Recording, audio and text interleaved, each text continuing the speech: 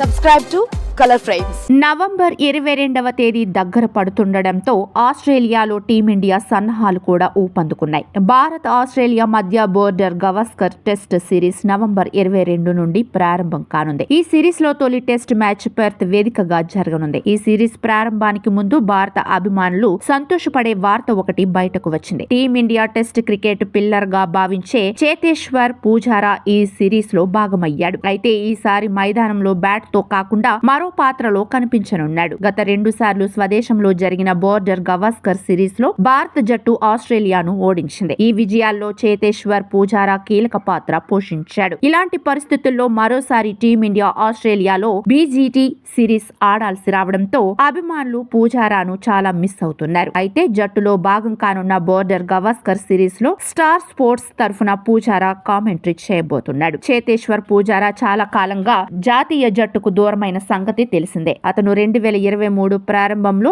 Oval లో ఆస్ట్రేలియాతో తన చివరి మ్యాచ్ ఆడాడు. ఆ తర్వాత డ్రాప్ అయ్యి ఇప్పటి వరకు తిరిగి జట్టులోకి రాలేదు. పూజారా ఆస్ట్రేలియాలో 11 మ్యాచ్లు ఆడాడు. అందులో 47.29 సగటుతో 993 పరుగులు చేశాడు. అయితే పూజారా అంతర్జాతీయ క్రికెట్ లో యాక్టివ్ గా లేకపోవచ్చు, కానీ ప్రొఫెషనల్ క్రికెట్ ను వదలలేదు. ఏదో ఒక స్వదేశీ టోర్నీలలో ఆడుతూనే ఉన్నాడు. ఒక్కోసారి కౌంటీలో ప్రతిభ కనబరుస్తూ, ఒక్కోసారి దేశవాళీ క్రికెట్ లో అద్భుతంగా రాణిస్తూ అందరినీ ఆకట్టుకుంటున్నాడు. ఇటీవల రంజీ ట్రోఫీ సందర్భంగా ఛత్తీస్గఢ్ పై 234 పరుగుల ఇన్నింగ్స్ ఆడాడు. దీంతో పూజారా మరోసారి భారత జట్టుకు తిరిగి వస్తాడని అందరూ భావించారు. కానీ మేనేజ్మెంట్ అతడిని పరిగణలోకి తీసుకోలేదు. పూజారా 103 టెస్ట్ మ్యాచ్లు ఆడాడు. అందులో 43.60 సగటుతో 7195 పరుగులు చేశాడు. ఈ కాలంలో అతను 19 సెంచరీలు మరియు 35 అర్ధ సెంచరీలు చేశాడు. వీడియో మీకు నచ్చినట్లయితే ప్లీజ్ లైక్ చేయండి, షేర్ చేయండి, కామెంట్ చేయండి.